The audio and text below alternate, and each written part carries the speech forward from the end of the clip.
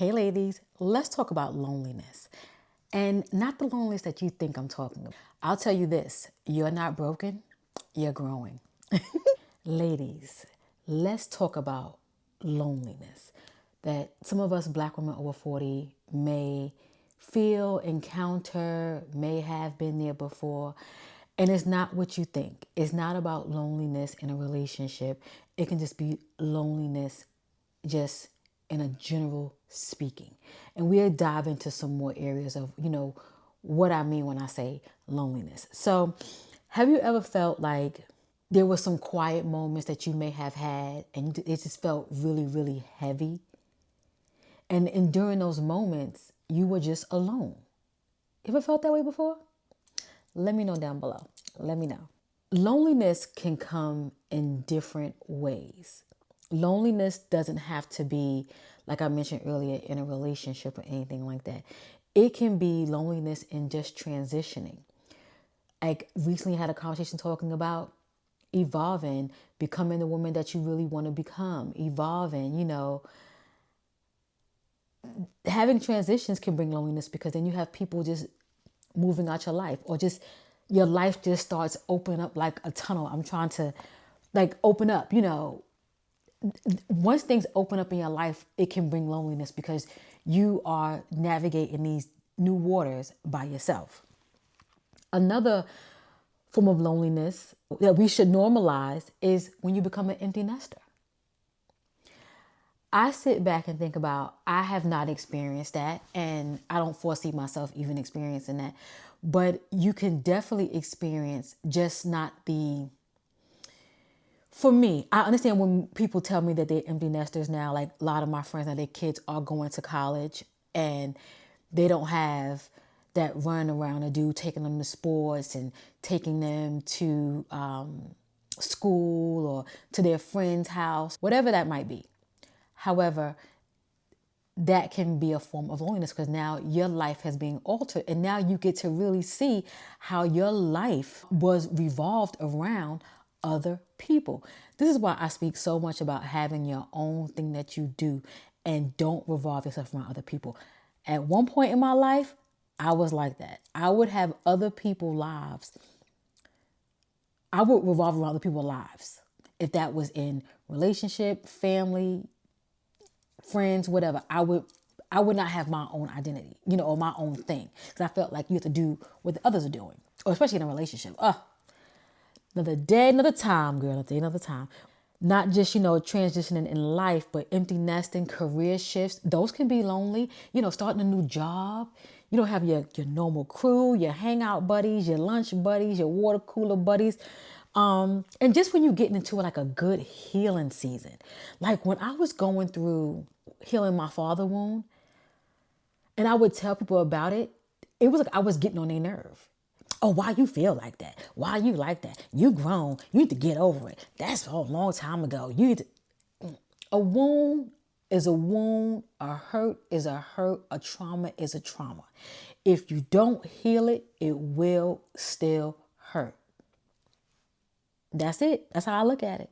That's how I look at it. But why does midlife and loneliness hit different? Why does it feel a little bit different? Like, when you outgrowing old circles, you find yourself like, I don't want to do that no more. You don't have the new friends, but you just evolve. That type of loneliness can really, really hit.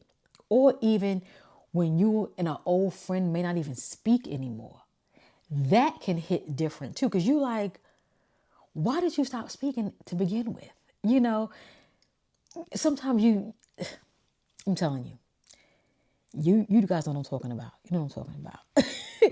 But also prioritizing peace can sometimes feel isolating because when you have so much around you, so much that's negative and so much that's like, it's like a whirlwind and you don't even want that in your life no more and you just want to distance yourself, that can become lonely because you don't have that normal connection that you had once before. Social media comparison. I talked about this in my last conversation. I'm going to tell on myself. Social media comparison, you can compare yourself because you're looking at someone else who may have came into the game later than you and they're excelling, or somebody that's came in with you and they're excelling. Comparison is the joy, is the thief of joy. That's how it goes. Comparison is the thief of joy.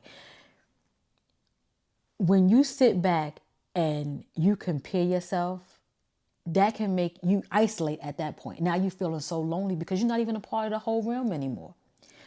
Don't do it. Don't do it. Don't do it. Now, finding wholeness within so you don't have to even deal with that loneliness. Learning how to enjoy your own company. Baby, I will be in here having a whole dance break, a whole concert. I'll be in here dancing in the mirror. I'll be in here just floating around the house, having a good time, going out by myself, having a good time. Would I have done that in my 20s? Probably not. Do people do that more so nowadays? Yes, they do. Have people done it before? Yeah, just maybe it wasn't spoken about. But I will tell you, I find so much joy in my own company now versus before I did not. And I know I'm evolving not only as a woman, but a person, an individual. Kelly, let me tell you something. I be out by myself. I know me, I'm very sociable. I can strike up a conversation with anyone and just have a good conversation and just be by myself or be with them or, however that goes. Like I go out, shop. I'm talking to the girl in Sephora. I'm in Barnes and Noble. That's a place of quiet time. I'm in the corner talking about a book with somebody. What's your thoughts on this? Because I don't know. Should I read this book? Yes, I'm doing all things. At the cash register, I'm running my mouth. Going into, I just recently canceled my Costco membership because I have Costco's and BJ's. And I was like, you know what? I don't need both. I don't need both. I'll get a day pass if I need it. If I need it. But I shop more at BJ's. I know BJ's is more of an older population. Well, baby, I like it there. I just do. They don't really have to, how we get on this? You see how my brain be going? They don't really have too much cooking going on in BJ's, but they be cooking in Costco. Every turn you make, they got a little station going on. I'm gonna cook something tonight that I bought from one of them little stations. But in addition to enjoying your own company, building new connections with aligned women. Yes. Let me tell you something. I'm going on a cruise and I'm going on a cruise with a women that I don't know. I only know one woman that's going. I would have known two, but she didn't make it. But I only know one woman on this cruise and I'm going on a cruise. It's 7 of us. We do not know each other. And we're all jumping out. I'm going to say for me, I'm jumping out on faith to meet new women like-minded, just like myself, who are in their 40s, in their 50s, who are just living their best life and doing a damn thing. And yeah, I got me a cute room. I got me a regular room. I didn't want to get a solo room in the solo. They have this cruise, you can go as a solo guest and they have like little spaces for people that's by themselves. But I got me a room within population. Okay. I wanted to be in a big girl room by myself and enjoying. And I'm going to take you along with me because I want to inspire you to do things for yourself, by yourself, or if it's with a group of people, to just pour into yourself and to enjoy your own company, because loneliness does not have to strike if you know how to literally find ways to pour into yourself. And I'm such an advocate for exploring where you live at. Even though I'm from New York, born and raised, and New York is like huge, living here in the Raleigh-Durham area, even though as time has been on, it's going to be 18 years I'm going to be here. And I'm coming to realize how small it is. But when I got here, it was so big because you don't know anybody. Anywhere you go where you don't know someone, it's always really, really big. But as you work jobs, meet people, go out. My kids went to high school here. My youngest did her whole school year here. So I met parents. And that's how I was able to meet so many other women just like me, like-minded and doing things. Like we're having Thanksgiving. I'm inviting 2 women I met along the years here. One from my oldest daughter and one from my youngest daughter. That just goes to show you how you can build community, friends. Find like-minded women like yourself where you can build connections some way, somehow. And the young lady that I hang out with, say on Sundays, might go to a brunch or something like that. She's from my youngest daughter's school. And she's younger than me. She's younger than me from about maybe 5 years. So I could say 5 years where, so she's 44. Yeah, around there. I feel like within 5 years, 5, 6 years, you kind of have some of the same experiences. If not, you are aware of some of the same things, and then we both had daughters that were in the same grade. No, my daughter was in a grade above her daughter. So, and they still friends to this day. So I was like, you know what? Come on over Thanksgiving. I invited her to Thanksgiving. Did I say that? Yeah. I invited her to Thanksgiving. And I invited my other friend as well. And she's my oldest daughter's best friend's mother. So we keep the connection going here. So, yes. In addition to that, me rambling, practice self-soothing. What are some things that you can self-soothe when those lonely moments hit? Like when you feel like, oh my God, I feel alone. I feel by myself. And I know this may seem a little far-fetched or something like that. Go on some walks. I live in a neighborhood where I can just get up and put my sneakers on. I don't have to look my best. Go out and walk. Do one good lap. Journaling. I didn't realize my journaling that I just was doing just for myself, I could not continue. But my journaling that I did for my healing journey for my father wound, people related so much. I share that on my Substack. So if you want to see how I coped and how my brain was thinking, join me on my Substack. I'll leave it down below. Y'all, what a time, what a time. So journaling, if you're spiritual, you can do whatever is good for you. If you're religious, you pray. All the different things. Tap into what makes you feel good. And last but not least, you already know a solo date. Take yourself out. Do for yourself what you want others to do for you.